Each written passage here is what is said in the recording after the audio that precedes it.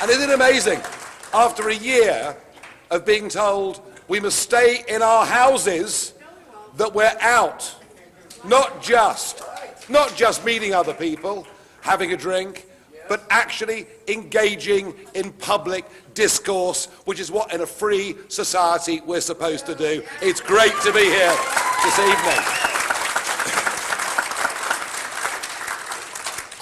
Now, I know that it's been a very tough few months.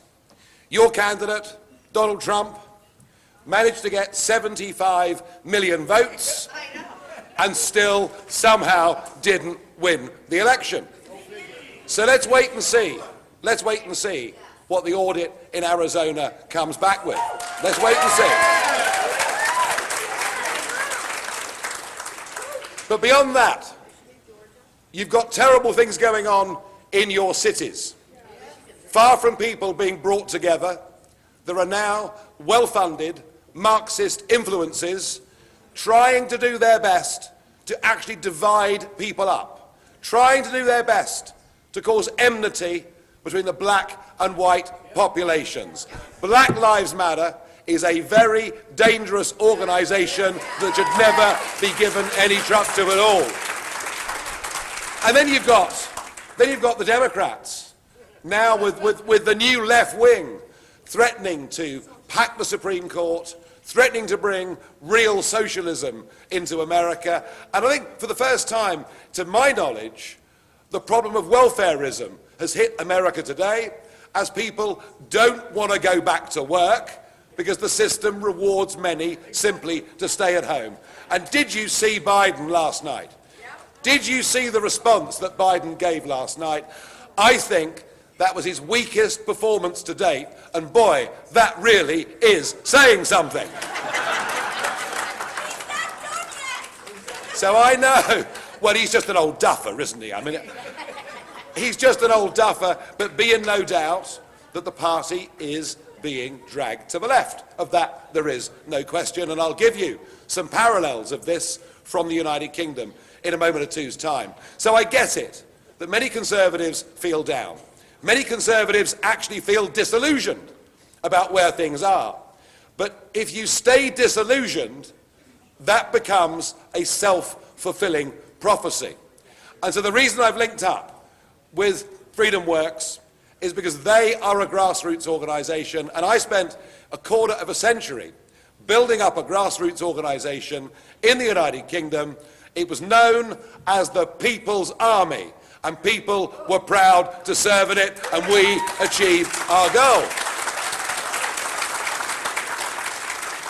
So we're touring round, state after state, addressing events like this, and I hope what I can do is to inspire you with a little story about how we fought back against the globalists, how we fought back against the establishment. Now, when I started off saying that I wanted us to leave the European Union, I mean, people really thought I must have been smoking something funny. Because this just wasn't on the agenda.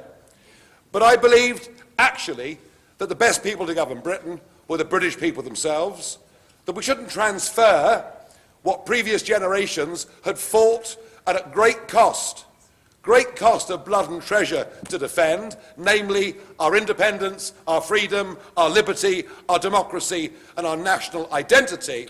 And I was going to be damned.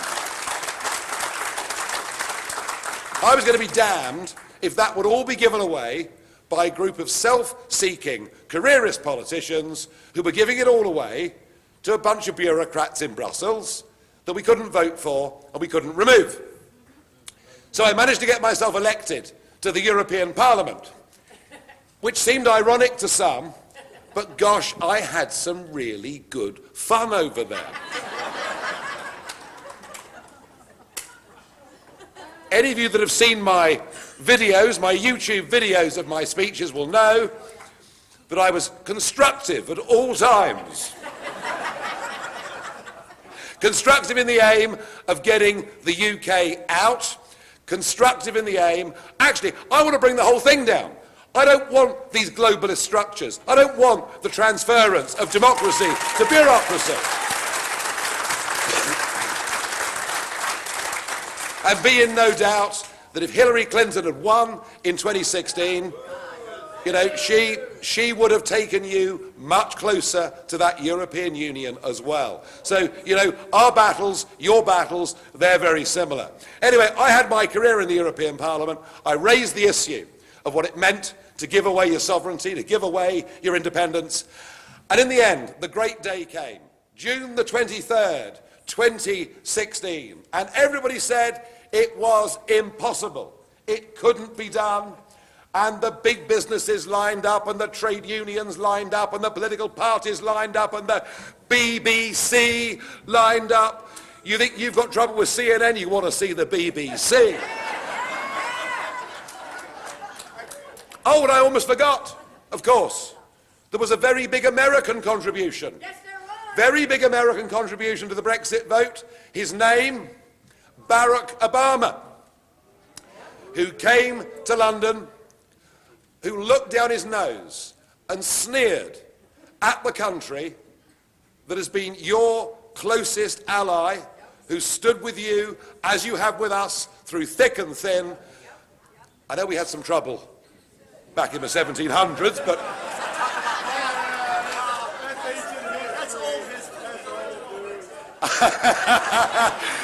I don't know whether you heard that, but someone just shouted out the original Brexit. You're absolutely right. You're absolutely right.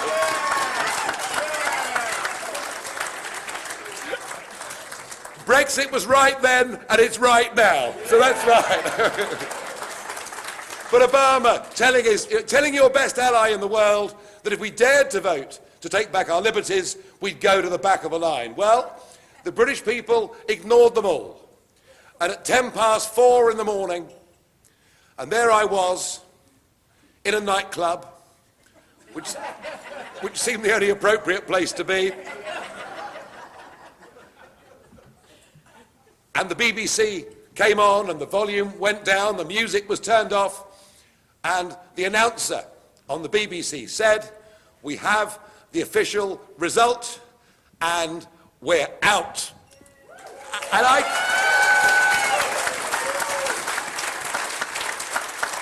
and it was an amazing thing, and it had a really big impact in America. I came over for the Republican convention in Cleveland, and I couldn't believe it. Bartenders, you know, taxi drivers were saying, "Hey, aren't you that Brexit guy?"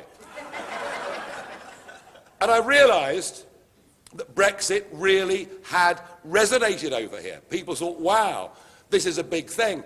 And people were right to resonate with it, because Brexit is the biggest geopolitical change in the West since the fall of the Berlin Wall. It's that significant of an event. Well, before I knew it, Donald Trump had absolutely latched on to Brexit. He'd realized this meant something really, really big. And I turned up in Mississippi, in Jackson, Mississippi, to a Trump rally, and with no notice at all, just 10 minutes before the rally, Trump comes over to me and says, "Gee, Nigel," he says, "we'd love you to speak. It's just so good of you to do this for me." Tapped me on the shoulder and walked away.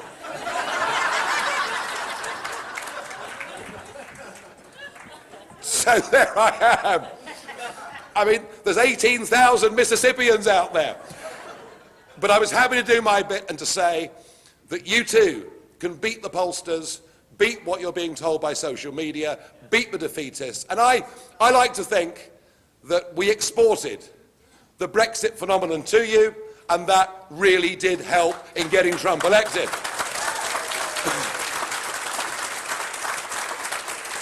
Now, there is something else that we've exported to you in more recent times. It's a young married couple.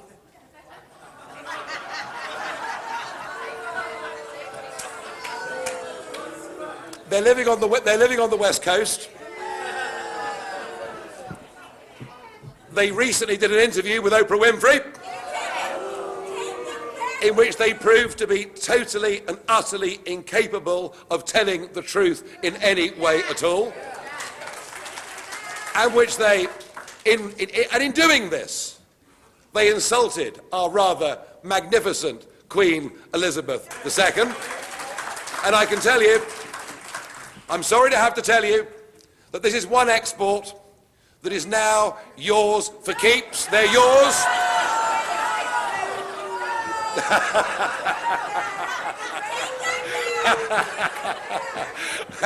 No, we don't want them back. And hey, they fit in well with modern day California, don't they really? But we did export Brexit to you. But just think about this. In so many ways, our countries today are closer than they have ever been. Whether it comes to literature, whether it comes to theatre, whether it comes to film, whether it comes to art, whether it comes to music, our cultures are intertwined in the most astonishing way. Proof of this was on Trump's 2020 tour, his second big Make America Great Again tour. And once again, I followed him round, and once again, I was very honoured. This time it was Arizona, for him to ask me up on the stage. And I've become a very good friend of Donald Trump's, and I've just spent the weekend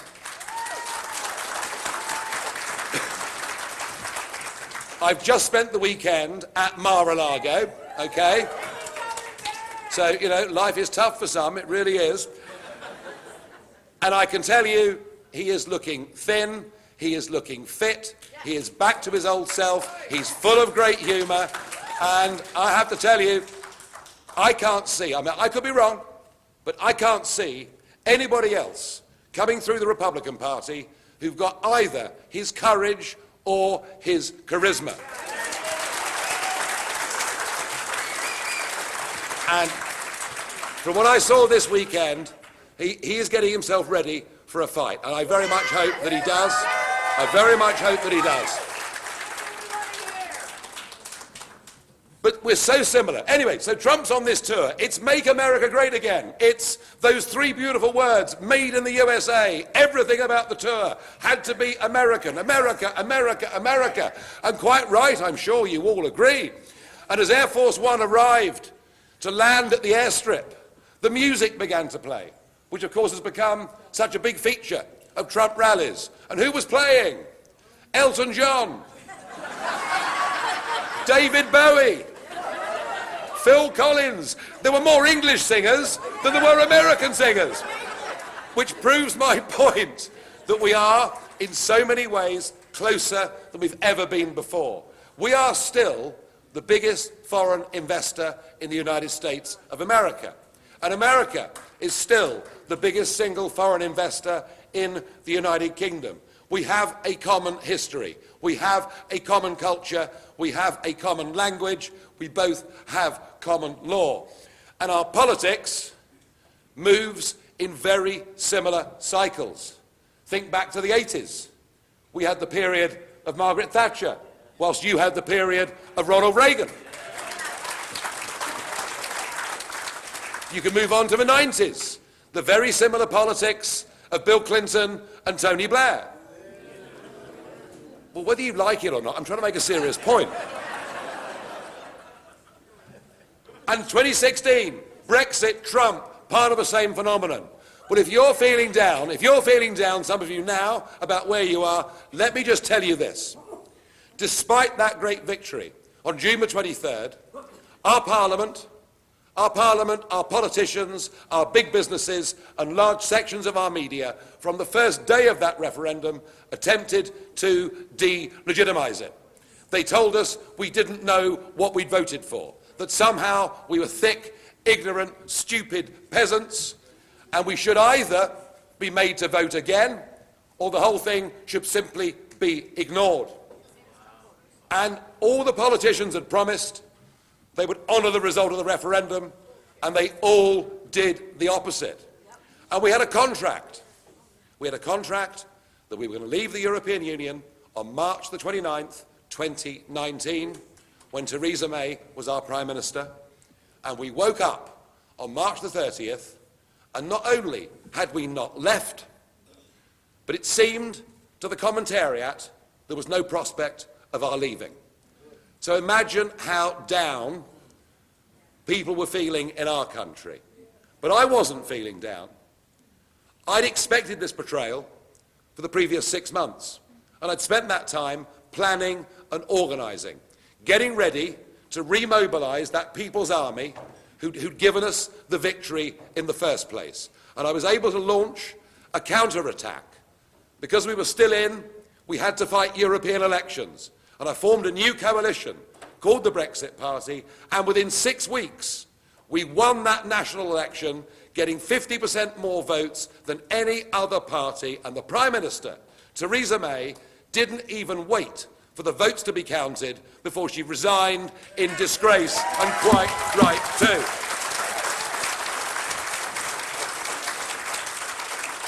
And that was the moment that got us back on track. We got rid of May, Boris Johnson came in, Brexit has now been delivered. We've left. Elements of it aren't perfect, but we've left. We're out. And would you believe, an opinion poll published last week, which asked the question, if there was a Brexit vote again tomorrow, how would you vote? And now, 70% support Brexit. How about that? So if we can pull this back, from the brink of disaster, I'm damn certain that America can come back too. I'm absolutely certain of it. But there's one more piece of this story I want to share with you, which I think you'll find very, very relevant. The Labour Party in the United Kingdom in recent times became really heavily infiltrated and to some extent taken over by the hard left. The sort of British versions of AOC, I suppose we could call them. And they even had an extremist hard left leader and very anti-Semitic leader in the shape of Jeremy Corbyn. But Labour's problem has been building for years with many of its own voters. Because Labour's been taken over by the metropolitan elites in London, by people who literally have no contact or communication with the working class base that led to the growth of the trade union movement and indeed the Socialist Party in the United Kingdom. They have never, ever willingly accepted the fact that Brexit has happened, and millions of their own voters despise them for it. But more crucially, it was under Labour that Tony Blair just unconditionally opened the doors to legal and illegal immigration coming into the United Kingdom. Now, for the well-to-do in London, mass immigration's fine, because it means they can have cheaper chauffeurs and cheaper nannies. They don't see what the problem is. But for people living out there in their communities, seeing wages driven down, seeing fundamental rapid change, because you want to control immigration and be careful about illegal immigration, that isn't racist. That's a sensible thing that any country ought to do.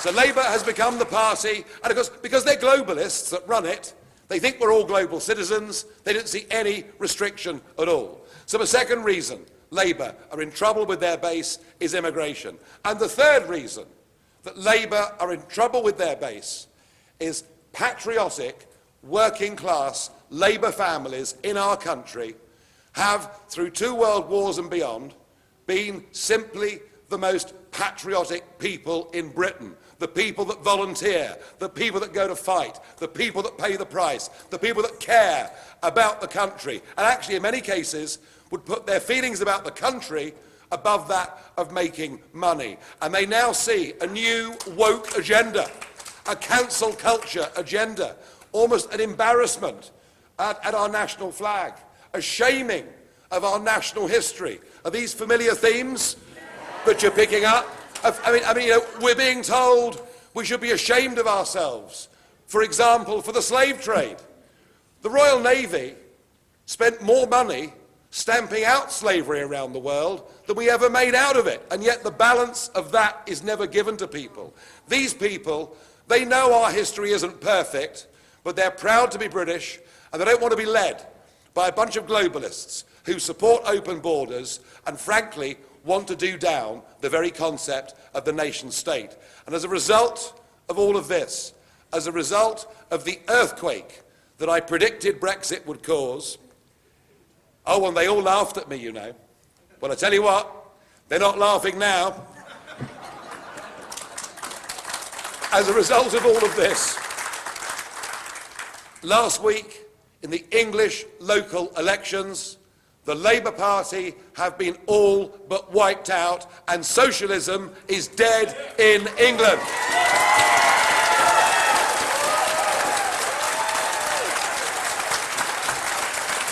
And you've got great opportunities here. So tell me, are we downhearted? Are we going to go and win? I wish you well. I want to help you, support you in any way I can, but that's my message to you. We were disillusioned in 2019. We've turned it round. We've got Brexit. The country supports it. We've beaten the Labour Party in England. We've beaten socialism. And you can do this in the midterms, but you've got to organise, you've got to mobilise. This won't happen by magic. You've got to work hard to make this happen. And why do I care so much about it? Well, I'll tell you. Firstly, because ever since 1982, I spent my life in business before being in politics, working for American companies. Secondly, because I believe that Churchill was right when he said that the English-speaking peoples of the world have a common bond between them. And thirdly, selfishly if you like, it's all well and good having Brexit Britain, but if America falls, what's it worth? Because America is the leader of the free world, and that is why I'm here to help. And I thank you for your very kind reception. Thank you. Thank you.